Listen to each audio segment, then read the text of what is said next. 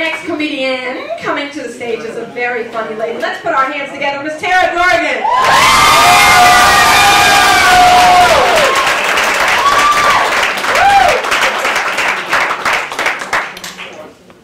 After a string of failed relationships, my therapist asked me to stop dating for 3 months. So my therapist is trying to cock block me. He does have a point, so I really have been making an effort to do it behind his back. No, Dr. Moore is right. I make bad choices. Like this guy that works as a butcher at Whole Foods, every time I went in there, I would buy lamb chops from him. And that was my first bad choice because lamb chops are $14.95 a pound, and I'm a vegan. But one day I went up to the counter and I said, "Do you know who I am?" He goes, "Yeah, you're the lamb chop lady." And I said, "I need to tell you something. I don't come here for the lamb chops. I come here for your man meat."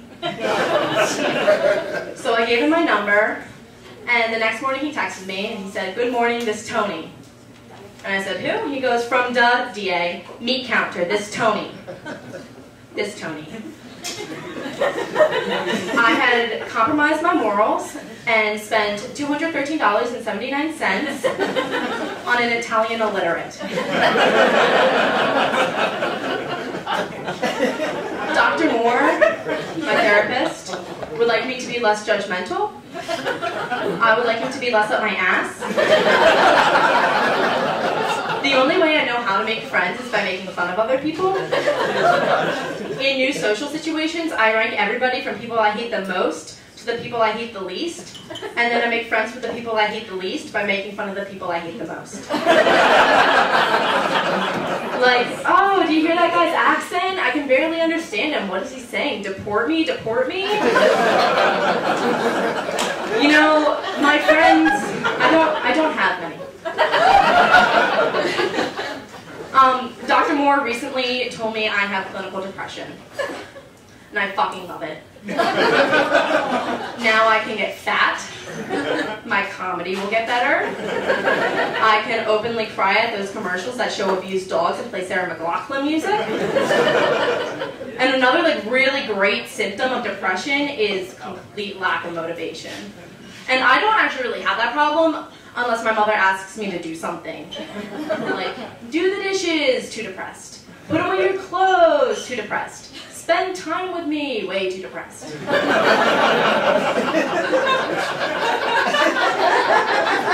So, I recently responded to a random number texting me asking how I was doing. I said, "Who is this?" He goes, "What, you don't remember me?" I said, "No, I really don't." He goes, "Girl, don't play with me. I know you still think about all this." I said, "Can you at least tell me your name or something?" So 3 minutes pass until he responds. I open his message. It's a dick pic. This Tony. Dr. Moore says I'm very angry, and I say I'm just a feminist. I like to think of myself as kind of like a new wave feminist. I think that women should be using their bodies to get what they want.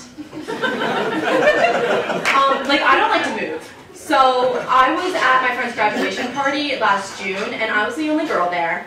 And when his father asked us to help put boxes back into the catering truck, and I went to help, he said, "No, you supervise." And that made me the victim of sexism. And it was exactly what I wanted. I wasn't offended, I was fucking relieved. And I was also kind of encouraged because I'm a little bit of a bigger girl, and it's nice to know that I can still look too delicate to support myself. And that's really important to me because I'm extremely open-minded to the idea of not having a job. And as a feminist, I truly believe it's my bet to bag a rich guy. Won't have to clean or look at my children because we'll be rich enough to hire as many consuelas as we can find. My mother thinks my ideals are offensive. My grandmother would like to deport me to the consuelas. So I have stopped calling it feminism because feminism is looking for equality. And I've started calling it feminism because I'm looking to win the gender war. And you all can be like, "Tara, no, you can't oppress men." oppressed women. That makes you know better than they are. Shut up. If you tell me I can't oppress men, then you're oppressing me, and that's feminism. Thank you.